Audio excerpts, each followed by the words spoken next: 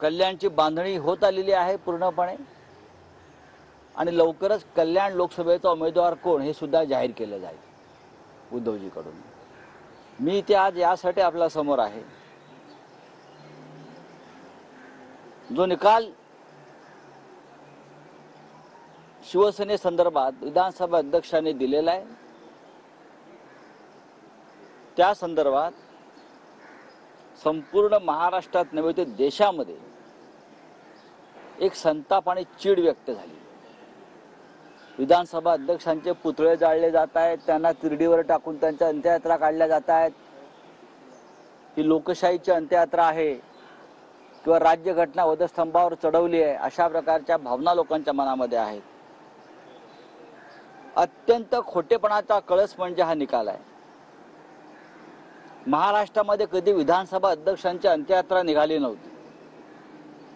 विधानसभा अध्यक्षपद एक संविधानिक पद आहे।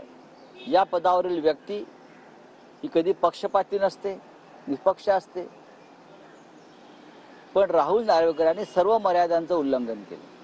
आज मी सामनात ते लिहिलंय।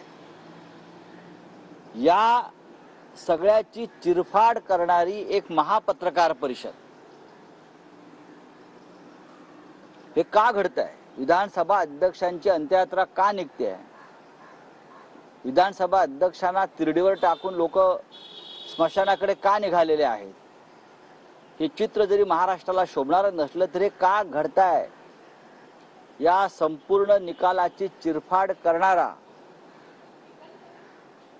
एक पत्रकार परिषद, महापत्रकार परिषद उद्धव ठाकरे ही जनतेच्या न्यायालयात घेणार आहेत। 16 तारखेला सायंकाळी 4 वाजता वरळीला डोम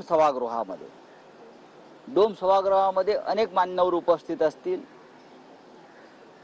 कायदेशीर क्षेत्रातले काही प्रमुख लोक उपस्थित असतील आणि जनतेला आमंत्रण देण्यात आलेलं आहे। जनतेच्या न्यायालयामध्ये या